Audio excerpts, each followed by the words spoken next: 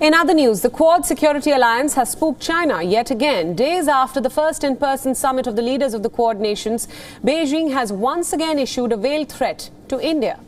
During a recent speech, the Chinese ambassador to India, Sun Weidong, said, and I quote, "We should adhere to the 5 principles of peaceful coexistence, respect the core interests and major concerns of each other, uphold strategic autonomy and refrain from interfering in each other's internal affairs or engaging in any alliance or quasi-alliance targeting the other." For China, the Quad is a quasi-alliance. Earlier, Beijing had called it a clique. China's warning comes days after the first in-person Quad summit took place, hosted at the White House by the US President Joe Biden. The summit was attended by Indian Prime Minister Narendra Modi, Japanese Prime Minister Yoshihide Suga, and Australian Prime Minister Scott Morrison.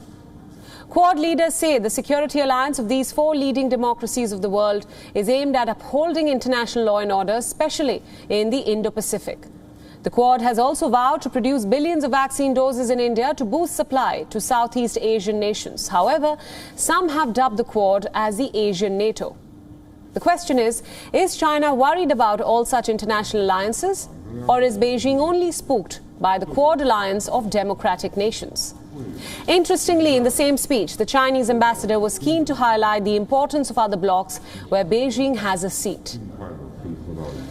Sun Weidong, in fact, urged India to promote the Shanghai Cooperation Organization and the BRICS organization. Both India and China are part of the SCO and the BRICS. So it's quite clear, China only has an issue with the Quad Security Alliance, but why is China so spooked by the Quad? Firstly, the combined military might of Quad country has the full potential to nullify any Chinese threat. The Quad provides stability to Southeast Asia against Chinese expansionist ambitions. The Quad has vowed to uphold international law and maritime security in the South China Sea. Enhanced economic cooperation within the Quad can overcome dependence on Chinese supply chains. The Quad can undermine Chinese sphere of influence in the Southeast Asian region. China has diplomatic rows with every Quad nation as of now. US-China trade war and Washington support to Taiwan has irked the CPC. China imposed restrictions on Aussie goods after Canberra demanded an independent international probe on the origins of the pandemic. While Chinese and Japanese militaries often trade threats over the Senkaku Islands. Tensions with India too soared last year. In the midst of the pandemic, Chinese troops violated the line of actual control, or LAC, in the Ladakh region, leading to a bloody fistfight in the Galwan Valley. Both sides suffered casualties. While China has pulled back troops from the Pangong Tso region, tensions remain high in other regions along the LAC.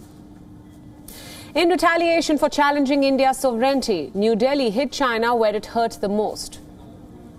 India banned more than 100 Chinese apps and imposed restrictions and conditions on bilateral trade. While Chinese troops continue their aggressive posturing at the LAC, Beijing wants India to lift restrictions on trade. Sun Weidong says, and I quote again, "We should provide a fair and just business environment for companies from both countries to invest and operate, rather than impose discriminatory and restrictive measures on them."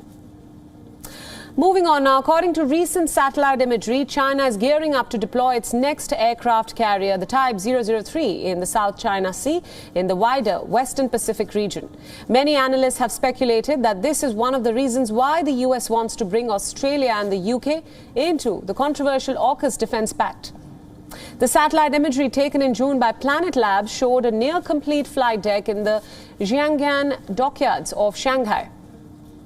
According to an analysis by the Center for Strategic and International Studies, the ship will be about 320 meters long and will mark another leap forward in China's advance as a naval power. Experts at a Washington-based think tank, the Center for Strategic and International Studies, say that the vessel forms a part of Beijing's attempts to push back the US Navy in the Western Pacific, especially its presence between Taiwan and the Philippines. The Type 003 will be the country's second domestically built aircraft carrier and the largest ship that has ever served in the Chinese fleet. The vessel's dimensions are said to be nearly matching the latest US Ford-class carrier, with a near-identical aircraft catapult.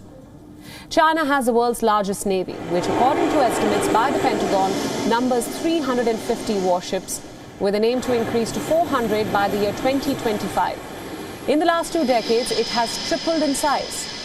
The US, in comparison, has 293 warships, which it plans to increase by 355 at an unspecified date. Now, with these numbers, analysts say that it was imperative for Western powers to counter-deploy in the Pacific, and this is where the UK comes in. Its Queen Elizabeth aircraft carrier and 8 supporting warships are to be deployed in the region. Australia will receive nuclear-powered submarines under the AUKUS Defence Pact, with which it can expect extended underwater deployment for up to 2 months. These submarines, however, will not be mission-ready until around 2040, and on the other hand, China is said to be building a nuclear submarine every 15 months.